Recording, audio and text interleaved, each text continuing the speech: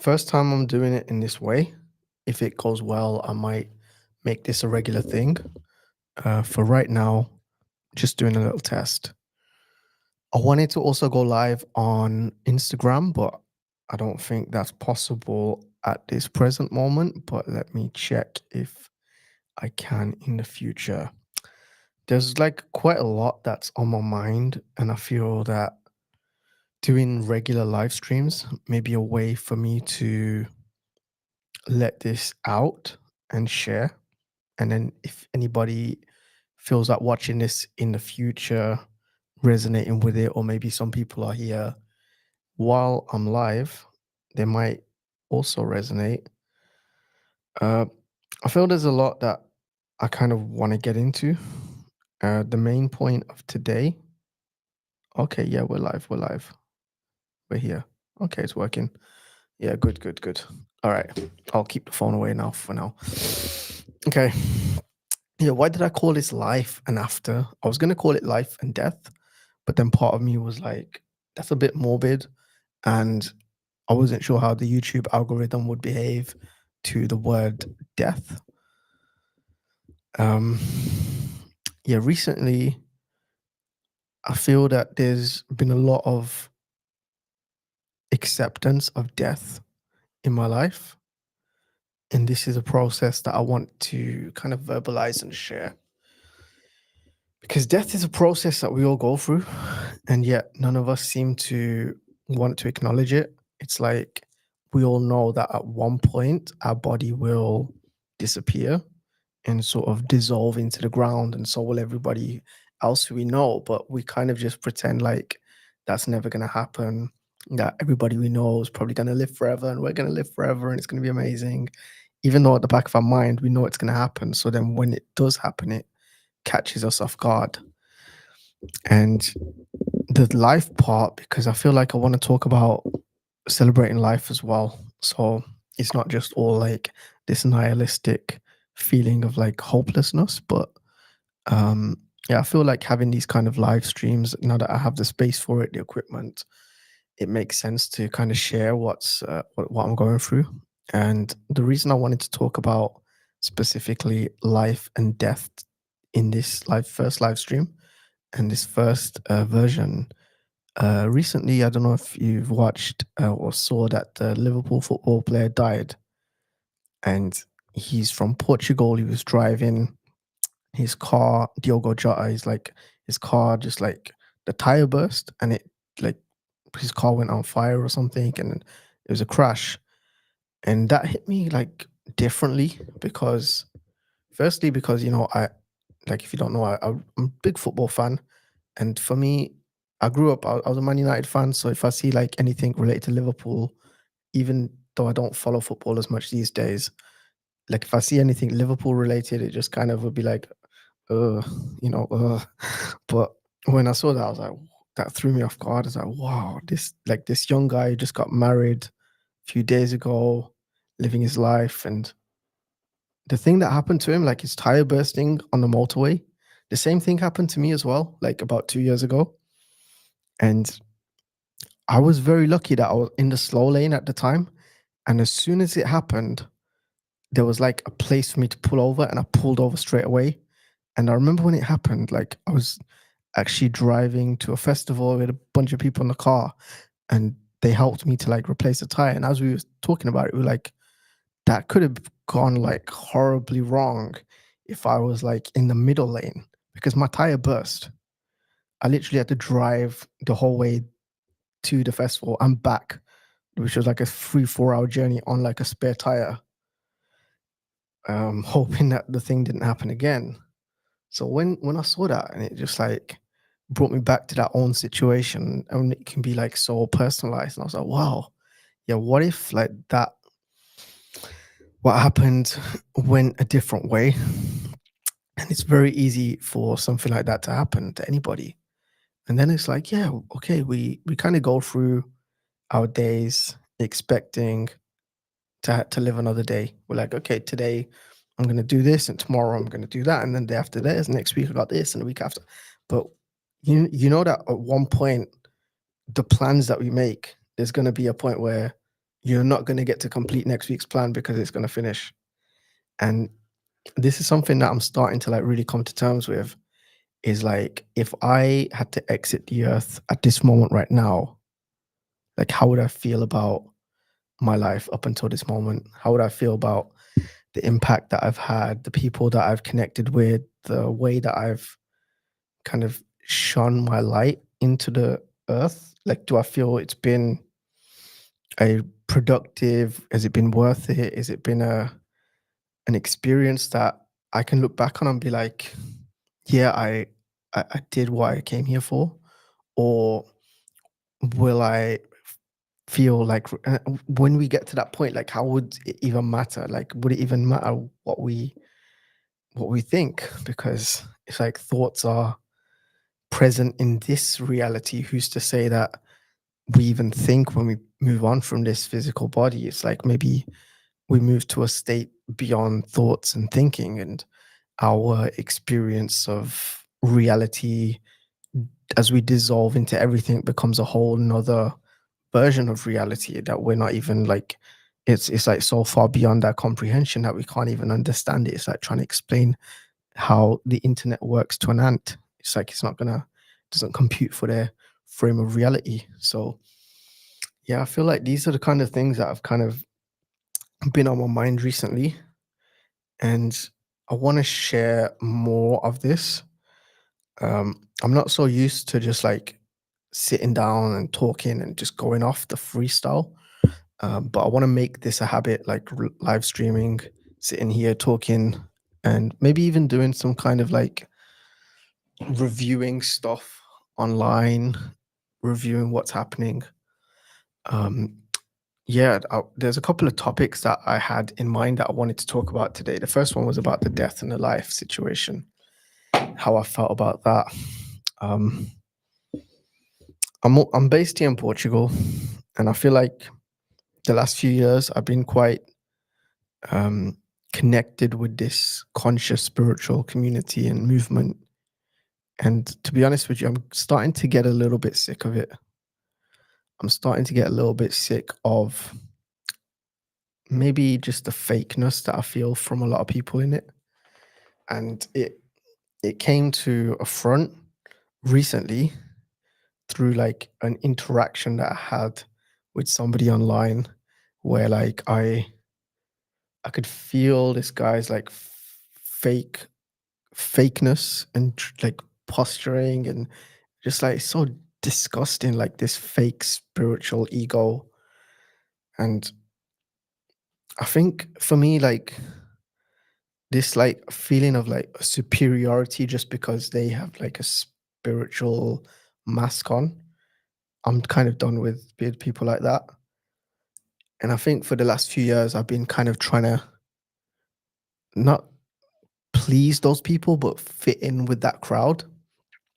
And having this interaction just showed me the level of shadow, the level of ego, and just like stupidity that's in this space.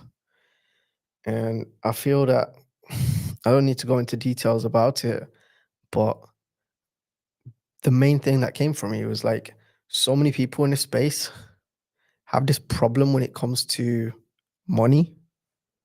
And the biggest problem in these spiritual communities that I see is that everybody's like kind of hating on capitalism. And like one of the things that I want to get into, which I feel may be a bit complex to dive into straight away, is spiral dynamics. Now, this is something that's really helped me a lot. And don't worry, I'm going to get back to the point of what I was talking about, the spiritual people. But for me, spiral dynamics, it's a methodology that can help you to truly understand someone's frame of reality. So it's such a powerful tool when it comes to understanding other people, because once you see where someone's operating from, like all of their behaviors, their patterns, their frame of reference, their language, the way they communicate with people, their morals and values are all coming from this one frame of reference. and the way that they interact with other people from different stages of the spiral, it's dependent on how much of the previous versions they've integrated. And I feel that this is such a powerful tool that I really want to find a way to share this with people, because I feel that for me, the biggest problem that I see in these conscious spiritual communities is a lack of integration of the orange. And that's why my name is in orange right there. That's not why, but it's a good like coincidence. But integration of the orange is what I'm seeing lacking. Now, the orange, I'm kind of jumping all over the place, but let me just explain what spiral dynamics is. For anybody who doesn't know, I would firstly recommend to check out like a YouTube series called From Actualize.org. There's like a 10-part, it's really long, but if you have a lot of time and you're really interested in this stuff, go to Actualize.org's YouTube. And there's like a 10-part video series where this guy breaks down all of the different stages of the spiral and how they are connected and interact with each other. So I'm going to give you like a basic 5-minute overview of the spiral and then explain why that.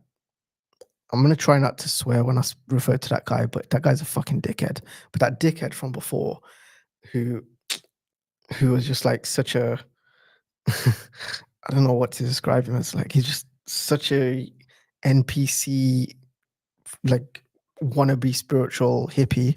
That wannabe spiritual hippie guy, how his frame of reference and why he interacted with reality the way he did, and how other people who are a little bit more on the business capitalistic side, why they interact the way they do with people.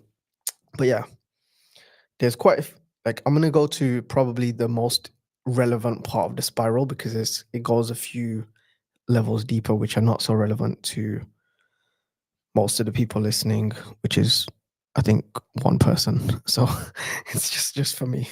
So the most important part of the beginning of the spiral is the blue stage. Now the blue stage of the spiral refers to a time. Oh, okay. Let me go back again. What is spiral dynamics? Spiral dynamics is a study of the evolution of a human consciousness. So we can look at somebody and see when they evolve their level of consciousness, the way that they interact and operate in the world changes. And this is applicable to individuals, and it's applicable to organizations, it's applicable to countries. And as I'm going to start to like go deeper into all of the different parts of it, you might start to recognize maybe people yourself, or some some people who are like, okay, this person reminds me of this or whatever. So um yeah, so basically we have on the one side like the lowest part of the spiral, and don't get triggered if I say low, because it just is what it is. But the base of the spiral, let's say, would be the blue stage. Even though there are a few stages below that, that's not so relevant for this conversation. The base of the spiral would be the blue. Now, the blue represents the stage when a person is into a dogmatic way of thinking. They believe that religion is the truth. They see things from the perspective of obeying orders is the way to operate. Now, for some people, that may help them. There are a lot of countries out there and a lot of people out there who operate in this way, and this supports them because they are kind of believing that jumping into or like aligning themselves with the collective helps them to evolve. And you see this a lot with like organized religion, you see it a lot with um different groups of people, like groups who think that collecting in a group will support them to grow. Now, as I go through the spiral, what you'll notice is there's a lot of similarities in stages, but there's a little bit of subtle differences between them. So somebody from a blue stage could experience something so transcendental and, out of this world, but their perspective of it would be completely different to somebody from, let's say, a future stage like, let's say, a green or a yellow or turquoise. So we have the blue stage, then there's the orange, then there's green, then there's yellow, and then there's turquoise. So as I'm going to go through and explain what they are. So the blue stage is a little bit more dogmatic. And as we go from blue to orange, orange is a little bit more about capitalism. And then as we go from capitalism, it's a little bit more of the green, which is about, you know, the collective consciousness, the energy, environmental stage, where you're worried about the others. I'm gonna give you a little bit of a brief overview before I run back through the stages because I know I'm kind of all over the place right now. So then after the green stage, we have yellow. Now, yellow is the first stage of second tier thinking, where you're able to kind of jump back through the stages and almost like you can recognize different stages for where they're at and be like, okay, this person's blue, this person's yellow, this person's orange. And then beyond that is turquoise, where it's sort of oneness. It's the only word I can use to describe that. So that's just a little brief overview of all of the stages. We have blue, orange, blue, orange, what? Blue, orange, green, yellow, and turquoise. My brain went blank there. Blue, orange, yellow, turquoise. Okay, so after blue, we move on to the orange stage. So for somebody to kind of evolve from blue stage to orange stage thinking, what does that require? So imagine somebody who's a little bit dogmatic in their way of thinking. They've been brought up in a religious household. They've been told like, hey, you need to go to church, you need to go to a mosque, you need to do this, you need to pray to God, and that will bring you success. And then they realize that we live in this reality, and actually, for me to be successful, I need to have a job, I need to have money, I need to do this, I need to do that, I need to be more individualistic. I don't need to be so to the collective. So they kind of push the blue away and go more towards the orange. And then that helps them to shift out of the spiral of the blue and into the orange. Now, the orange is a level of itself. So there's a lot of shadow that comes with each side, and there's a lot of good light that's within each side. So, like within the blue stage, there's so much like good that can be done when in building community and in like living together. There's so many people who have like incredible ways of living through what somebody from the outside might look at as like a dogmatic, religious kind of cultish way of being, but for them, they enjoy it, and it's nice for them.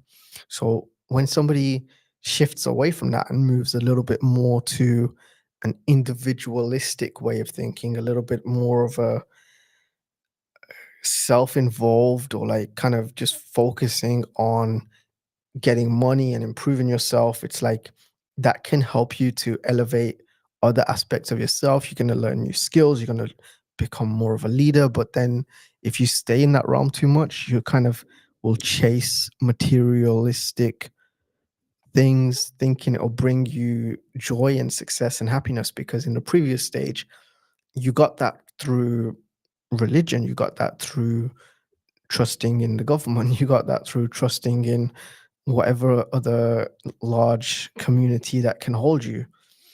And this time you don't have that community. Maybe you're more competitive. It's more about dog eat dog world. It's me versus you. Let me try and make more money than you.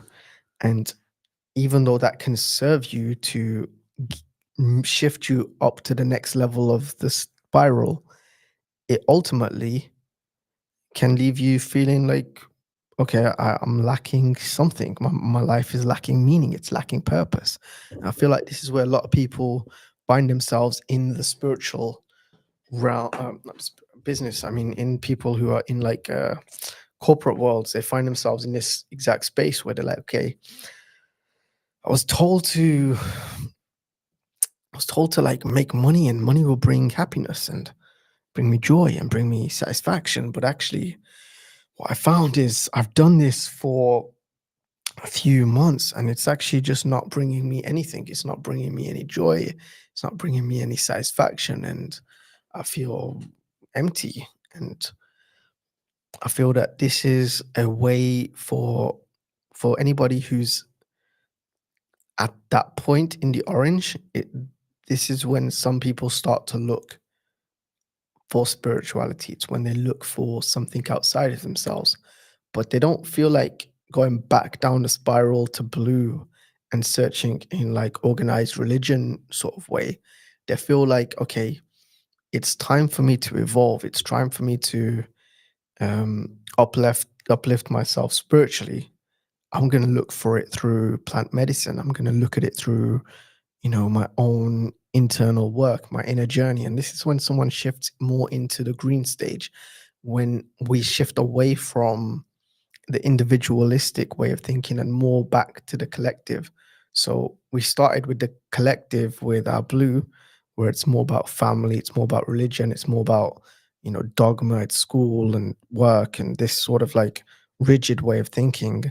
And then it goes from that into individualistic, like, okay, let me be successful, let me start to make my own money, let me just be the best and let me make a lot of money. And I don't care what impact that has on the world. I'm just gonna do whatever I can do to get ahead. And then when you shift out of that back into the green, and the reason the start of this, I said a lot of people in the spiritual phase need to integrate the orange, because although the orange is filled with a lot of shadow, there's a lot of wisdom in there. And because of maybe the way this capitalism is viewed and the way that capitalism is sort of being experienced, some people might feel that it's it's something you can just skip past. It's like, let's just jump the orange stage and go straight to the green and start looking at how we can evolve ourselves spiritually without integrating the orange, without looking at how we can serve ourselves and other people, how we can create an economy, how we can all sustain ourselves on this earth. And I think this is the this is the trap of spirituality, or maybe more accurately, New Age s- BS spirituality, which is not true spirituality. Um, so when somebody kind of skips that and goes straight to the green, straight to this environmental, vegan, caring about the world, barefoot hippie lifestyle, and they skip the orange phase, they kind of run away from the blue because their family maybe was a little bit blue, and they're like, okay, but I'm not going to go into capitalism. I'm going straight for the green. Now, although it may seem like a good approach to kind of leapfrog through a spiral and go skip a level, if you don't integrate the previous level, it will mean that your level of depth on the green is not going to be fully colored, because if you don't have the experience of fully integrating the orange, and this is coming back to the guy that I spoke about at the start, it's like he this guy is selling a program, he's selling an offer, and he got triggered because I sent him a DM, and it was a DM that he asked me to send him about my about booking a call so we could help him sell his course. And because he hadn't truly integrated the orange, and he looks like to me somebody who grew up in a blue life, like, I'm just judging, I don't give a fuck. He just grew up in a blue lifestyle, and then he kind of took his trust fund and his like gap year to India and jumped ahead and went straight to green and was like, all right, I'm a hippie, I'm gonna just stay on your couches for free for 2 years, and I'm not gonna worry about money. I'm going to just like, travel the world, and it's all about spirituality and love and light, because they hadn't gone through the stage of building a business or struggling through money and understanding finances and being in the 3D reality, and it wasn't truly integrated. Then when it comes to him now trying to build a business online for his spiritual brand, he gets triggered when somebody sends him a message and he projects onto you what his own intentions are. So he has a course that he's trying to sell. He has a program that he's trying to sell, And because it's not selling and he's not making any money for it, if somebody else reaches out to him, he gets triggered because he's like, okay, why should you make money from spirituality if I'm not making money? So fuck you, you can't make money because I'm not making money. And this is like this crabs in the bucket type of mentality that kind of develops in the green who truly haven't integrated the orange. Because a lot of these spiritual people that I meet who say they don't care about money, it's like they talk to me or talk to themselves or talk to whoever about money more than I've seen anybody talk about money. It's like all day they're complaining about like how expensive everything is, like the price of rent and like how this person owes them money and how this person like and how the government's screwing them over. And it's like, bro, like if you don't want to complain about money, just integrate the orange so then you can gladly accept money and don't see it as this evil thing and then it becomes this like weird imbalanced thing in your life. Like it will just be like everything else and it will just flow naturally the way it's supposed to. It's like it will come into your account and out when it needs to. And I feel like for people who are kind of pushing it away and see it as this evil thing, especially those who haven't integrated the orange, they they have this like troubled relationship with it that they can never truly fix. And they don't they feel like it's kind of a problem of the world and it's not something like they think that money is the problem and it's not them. But I remember I did a workshop a few months ago with Uriah and he's a great teacher. Hopefully I'll have him on the podcast. Just sent him a message the other day. Hopefully he'll be we're going to do like a like not a Zoom but like a recorded podcast with him because he's traveling. But basically what he said, which I uh, I'm gonna paraphrase because I don't remember exactly what he said, but I'll ask him to repeat it when we do the podcast. Somebody in the workshop asked him a question about this exact question about like spirituality and money, and what do you feel about like people charging for their services, which should be spiritual and free. And he obviously, he makes money through this. He supports his family through this, and it's like he's his answer was the fact that this thing that we call money is what we as a society have decided to call or kind of like give this like energy exchange and this like thing of how we can truly like exchange value. And it's something that goes beyond language, it goes beyond borders. No matter where you are, if you're in China and you want to buy like rice, you know, like you don't need to speak Chinese to buy rice there. You just pull out the money and you get it. And it's like it's a universally accepted form of communication of exchanging value. And that's all it is. It's a tool. And it's a tool to exchange value universally. And I feel like maybe I'm paraphrasing and adding some bits onto it, but I feel like that's all it is to its core. And spiritual people try and make it out to be something else, like it's some demonic thing or whatever it is, and then putting all this energy behind it that's actually giving it a different connotation to what it actually is. And then it ends up being that thing for them. Like whatever you want it to be, that's what it'll turn out to be. So if you want it to be some evil spiritual thing, then it will be that. So yeah, basically, I think this is the main thing I wanted to get into. And I might do more of these live streams because this whole thing that I spoke about today about integrating orange, it's kind of my working progress um, course that I'm creating.